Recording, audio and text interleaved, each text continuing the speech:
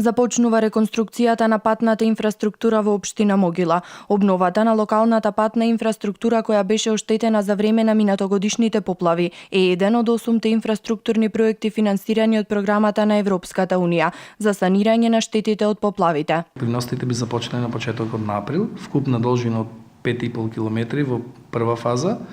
Имаме добиено околу 650.000 евра, од кои прва фаза беа вклучени околу 400.000 евра.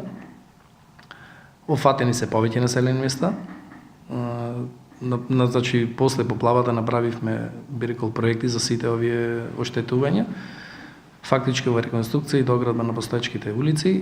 Ке се работи во Могила, Добрушево, Дедепалци, Лознан и Ношпал, а со втората фаза од овој проект ќе бидат опфатени и останатите улици и патишта кои беа оштетени од поплавите. Па би рекол, кој би се заокружил овој проект и дополнително имаме средства од ИПА програмата, кој што имаме таму околу 260.000 евра, би рекол, прв пат се случува во овие последни 20 на години во општина Могила да се инвестира милиони евра во патна инфраструктура и со помош и на Агенцијата за финансиска поддршка имаме поврзување.